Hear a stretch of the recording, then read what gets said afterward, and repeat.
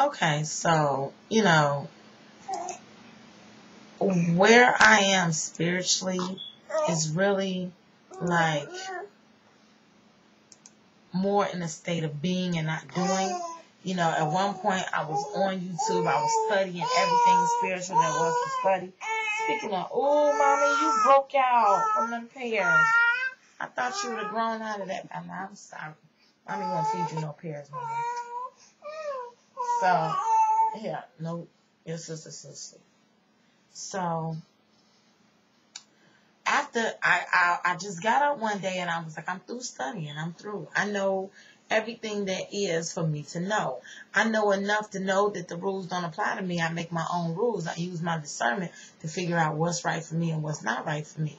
And really and truly, it's hard to teach that because somebody has to know themselves to know what's right for them and what's not right for them. I know enough to know that different things are right for different people, and there's certain things in the Bible that are right for me, certain things that aren't right for me, certain things that other spiritual teachings, all of them. I know enough to see, even when you talk about spirituality and consciousness. I've ran across wrong information like that ain't right. That doesn't even sound right. They ain't teaching that right. And it was so funny because I'm just curious to see if somebody knows something that I don't. And there's very truly rarely that I see somebody else teaching something that I had no idea what it was called or something, or I didn't already figure that out for myself, or it didn't already get dumped in my spirit myself. So now is a time for me to turn inward and basically let those things marinate inside of me, the things that I know, instead of doing is studying, doing is fasting, doing is, I don't have to do right now. I'm in a state of being. I'm being free. I'm being me.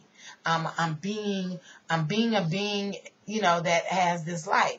I'm in a state of being in the now, I'm in a state of enjoying my life's journey.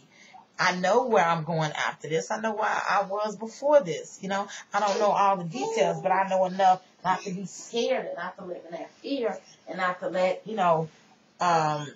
propaganda control my thoughts and, conditioning make me less than who I am, less than a piece of the divine creator. So I'm good. It's like now I'm in a state of I feel like this. You don't have to do the light. You can be the light.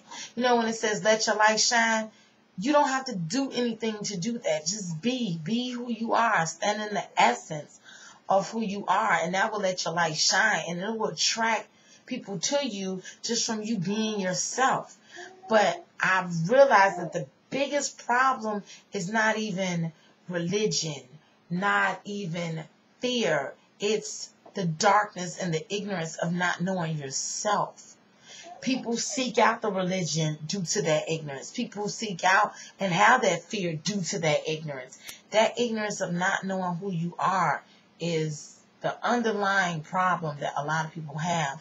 And the not knowing and then realizing that one day, and then instead of digging in and saying, well, who am I? Well, who am I? People go into fear and they get to deflecting. And now I want to put on a facade. And now I want to develop a persona. And now I want you to think I'm a certain way by the way I speak and think I'm a certain way by the way I look. And now I'm worried about what people think about me, but I'm around here fronting like I'm not worried about what people think about me.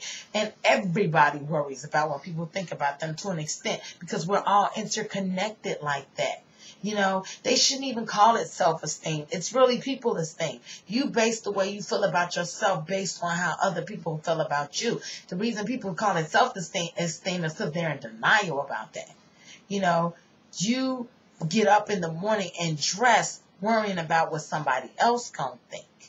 Not necessarily. It could be coupled with, how you feel about yourself, and I want to see myself look like this, or I want to see myself dressed like this. But you don't want to get talked about.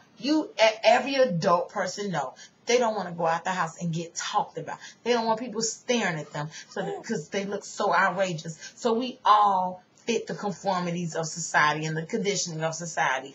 Okay, you wear jeans, you wear gym shoes, you wear shoes. You don't wear a toga and some sandals around every day because you know people are going to stare at you, you know, which is fine. There's nothing wrong with that. But the awareness of knowing yourself and knowing that you're doing that, the awareness is what brings inner peace, you know. And I guess at the end of the day, when I finally was aware that I had the inner peace that I was looking for all along, and the inner peace was telling me it's okay to be you. You don't have to conform to somebody else's standard of what you're supposed to be. You know, you don't have to talk how somebody else thinks you could talk. It's comical to me now when other people who don't know me try to tell me what I should be doing. I just laugh. Okay. You know, I'm not going to argue with you if that's what you think you need to tell me. Okay. You know, oh, you shouldn't cuss on YouTube. Okay. Oh, you shouldn't say niggas and bitches. Okay. Oh, you shouldn't listen to the rap music anymore because you're a minister. Oh, okay. Well, you need to get back in church so you can do something. Oh, okay. It's time to cut the video. Oh, all right, y'all. I got to go. I'm a mama first. Might make a part 2 of this video. Might not. Love you guys. And, you know, you kind of get where I was going with this, right? We just talking. I'm going to come back and after my wife wake up and drink some coffee and keep talking to y'all. All right, peace.